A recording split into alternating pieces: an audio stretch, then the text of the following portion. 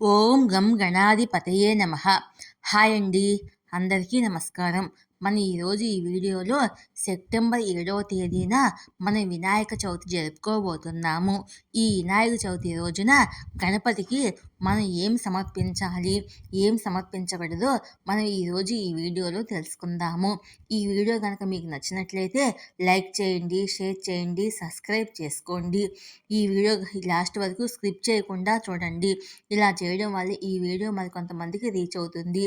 Please subscribe me, support me. Thank you for watching. September 7వ తేదీన మనము వినాయక చవితి జరుపుకోబోతున్నాము. వినాయక చవితి రోజు పూజలో గణపతికి ఏమి సమర్పించాలి, తులసి సమర్పించవచ్చా లేదా ఏమి సమర్పించకూడదు అనే విషయాలు మనం తప్పనిసరిగా తెలుసుకోవాలి. వాటి ప్రకారం పూజ చేస్తే వినాయకుడు భక్తుల కోరికలను తీరుస్తాడు అని అంటారు. వినాయకుడికి ఏం సమర్పించాలి? వినాయక చవితి పండుగను సెప్టెంబర్ 7, 2024 దేశవ్యాప్తంగా జరుపుకుంటారు. ఈ పండుగను శ్రీ గణేశుడి జన్మదినోత్సవంగా జరుపుకుంటారు.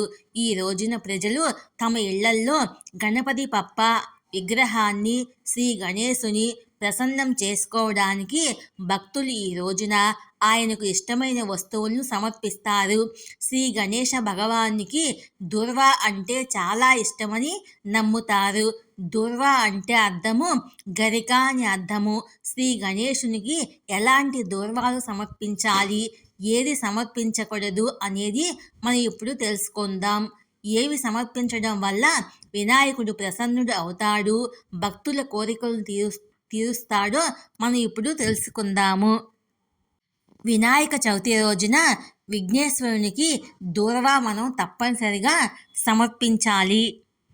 గణేశుడికి దూర్వా సమర్పించడం వల్ల శుభప్రదమని పండితులు సూచిస్తున్నారు. ఇది వారికి ప్రియమైనది. వినాయక పూజలో 21 దూర్వాలు సమర్పించడము చాలా శ్రేయస్కరము. ఆర్థిక సమస్యలతో బాధపడుతున్న వాళ్ళు వినాయక చవితి రోజు 21 దూర్వాలు తీసుకొని ఎరుపు రంగు దారంతో కట్టాలి. వాటితో వినాయకుడిని నీటిని సమర్పించాలి. ఇలా చేయడం వల్ల డబ్బుకు సంబంధించిన సమస్యలు తొలగిపోతాయి. అలాగే 11 దూర్వాలు తీసుకొని వాటిని పసుపు వస్త్రంలో చుట్టి వినాయకుడి విగ్రహము నిమజ్జనం చేసే వరకు పూజలో ఉంచాలి. నిమజ్జనం రోజు వీటిని కూడా నీటిలో వదిలిపెట్టాలి. ఇలా చేయడం వల్ల వ్యాపారములో ఎదురయ్యే ఆటంకాలు తొలగిపోతాయి. వ్యాపారాలు లాభాల బాట పడతాయి. మనందరికీ గణేశుణ్ణి తులసితో పూజించవచ్చా, పూజించకూడదా అనే అనుమానము వెంటాడుతూ ఉంటుంది. అయితే వినాయక చవితి రోజు మాత్రమే గణేశుడికి తులసితో పూజ చేయవచ్చు. సాధారణంగా వినాయకుడి పూజలో తులసి ఉపయోగించరు. తన పూజలో తులసిని వినియోగించకూడదని గణేశుడు శపిస్తాడు. మహావిష్ణువుకు ప్రీతికరమైన తులసి కానీ వినాయక చవితి రోజు మాత్రం సమర్పిస్తారు. గణపతికి చేసే 21 పత్రి పూజలో తులసి ఆకులు కూడా ఉంటాయి. కానీ ఈ ఆకులు వినాయకుడి విగ్రహం మీద మాత్రం పెట్టకూడదు. గణేశుడికి ప్రీతికరమైనవి ఇవే.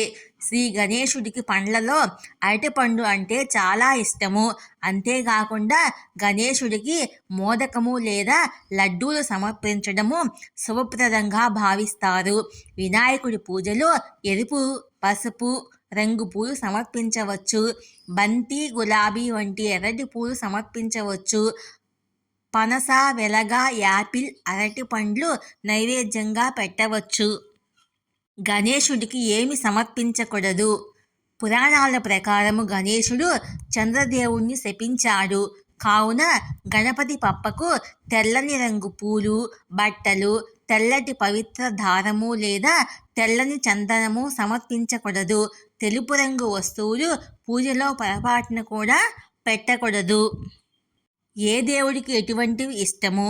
మల్లెపూలు, సెమి, మౌలసిరి, నాగచంప, పలాస తదితర పుష్పాలను మహాదేవునికి సమర్పించవచ్చు. రామ తులసి అయినా, కృష్ణ తులసి అయినా విష్ణువుకి తులసి అంటే చాలా ఇష్టము. దీంతో పాటు మీరు బేల, బెల్లము, చంప, మాల్టీ, మేరీగోల్డ్ మొదలైన వాటిని అందించవచ్చు. హనుమాన్జీకి ఎరుపు రంగు లేదా ఏదైనా సువాసన గల పువ్వులను సమర్పించండి. ఈ వీడియో కనుక మీకు నచ్చినట్లయితే లైక్ చేయండి, షేర్ చేయండి, సబ్స్క్రైబ్ చేసుకోండి. Please subscribe me, support me. Thank you for watching.